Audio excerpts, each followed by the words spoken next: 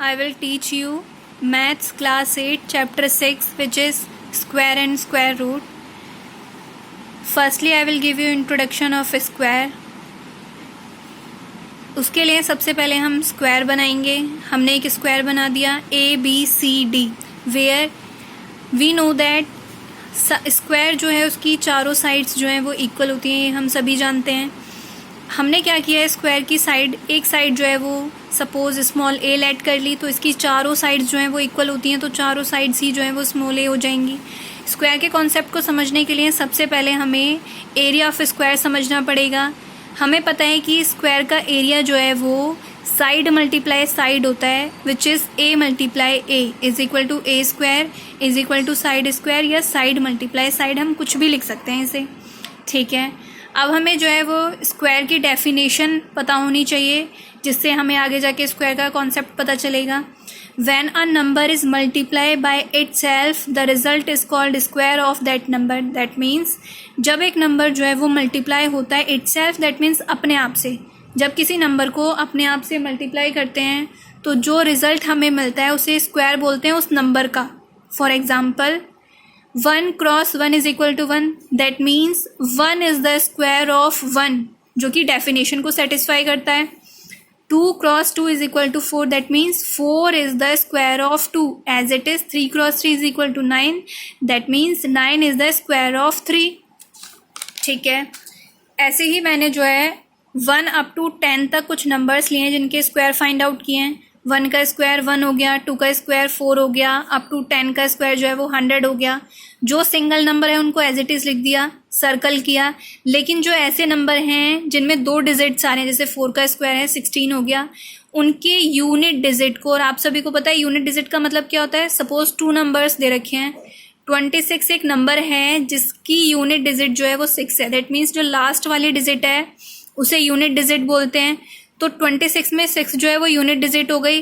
अब ऐसे ही जो है हमने यूनिट डिजिट, सभी नंबर्स की यूनिट डिजिट को सर्कल करते चले गए. अब इससे क्या हमें मिल रहा है, 1 का स्क्वायर अप टू 10 के स्क्वायर से हमें क्या पता चल रहा है कि इन सब नंबर्स के यूनिट प्लेस में क्या आ रहा है, 1 4 5 6 9 और 00.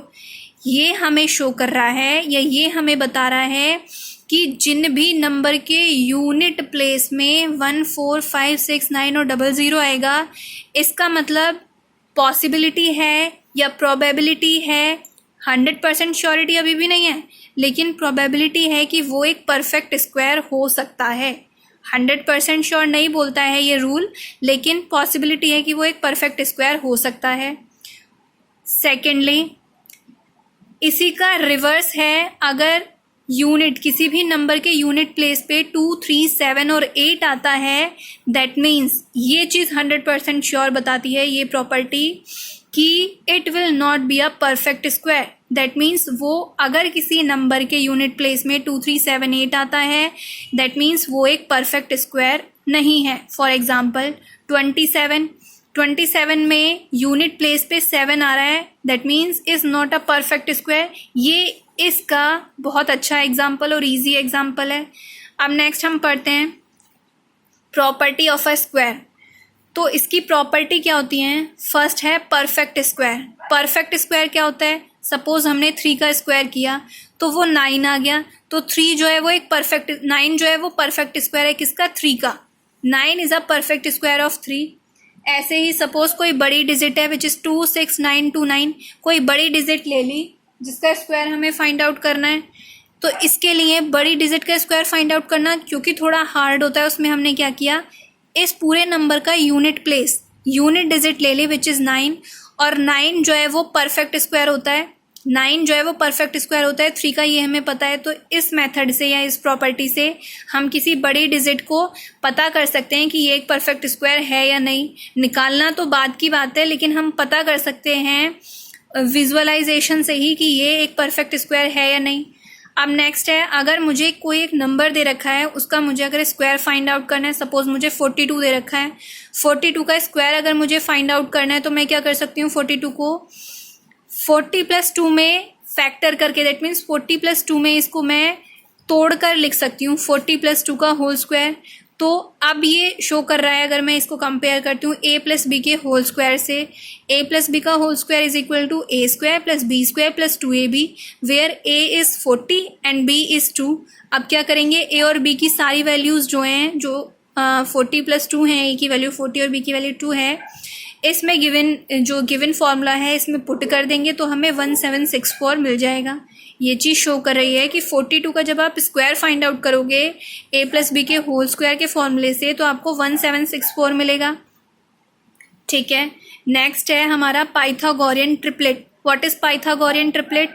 सपोज अगर मुझे 3 और 4 का पाइथागोरियन ट्रिपलेट फाइंड आउट करना है तो कैसे करेंगे? मैंने क्या किया, 3 का स्क्वायर प्लस 4 का स्क्वायर लिख दिया। अभी 5 को नहीं देखना है आप लोगों को। 3 का स्क्वायर जो है वो 9 हो गया, 4 का स्क्वायर जो है वो 16 हो गया। 9 और 16, जब मैंने 9 और 16 को ऐड किया तो हमें 25 मिला। And we all knows that 25 is the square root of 5। Square root का कॉन्सेप्ट अभी आपको बाद में समझाऊंगी, आप इस पे ध्यान मत देना।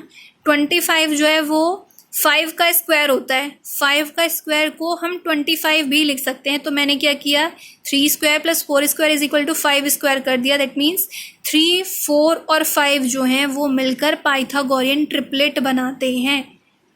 आई होप क्लियर हो गया होगा। अब जो है इसको और आगे बढ़ाते हैं थोड़ा। सपोज हमें जो है वो पाइथागोरियन ट्रिपलेट में कोई एक ही मेंबर दे रखा है, तो और जो 2 नंबर्स हैं या 2 मेंबर्स हैं उन्हें कैसे फाइंड आउट करेंगे? एक एग्जांपल ले लेते हैं। इसमें क्या होता है, अगर मेंबर्स के अकॉर्डिंग हमें फाइंड आउट करना है तो फर्स्ट मेंबर 2m होता है, सेकेंड m स्क्वायर माइनस 1 और थर्ड जो है वो m स्क्वायर प्लस 1 होता है। Finding the Pythagorean triplet whose first member is 16। That means first member का मतलब क्या हो गया, 2m। 2m की वैल्यू जो है वो 16 दे रखी है, तो सेकेंड मेंबर और थर्ड मेंबर फाइंड आउट करो। तो 2m इज इक्वल टू 16 दे रखा है, यहाँ से m हम इजीली फाइंड आउट कर सकते हैं विच इज़ 8। जब हमें m की वैल्यू 8 मिल चुकी है तो हम सेकेंड मेंबर और थर्ड मेंबर में पुट करके m की वैल्यू पता कर लेंगे। तो जब हमने m स्क्वायर माइनस 1 किया, दैट मीन्स सेकेंड मेंबर में m की वैल्यू पुट करी तो 63 आ गया, थर्ड मेंबर में m की वैल्यू पुट करी तो 65 आ गया। सेकेंड मेंबर और थर्ड मेंबर हमें निकल के आ गए। तो इससे क्या शो हो रहा है, 16, 63 और 65 जो हमें गिवन था, 16, 63 और 65 जो है वो मिलकर पाइथागोरियन ट्रिपलेट बनाते हैं, क्योंकि ये m की वैल्यू को सेटिस्फाई करते हैं। m की वैल्यू निकलने के बाद m स्क्वायर माइनस 1 और m स्क्वायर प्लस 1 की वैल्यू हमें पता चली। इस वजह से ये तीनों मिलके जो है वो पाइथागोरियन ट्रिपलेट बनाते हैं।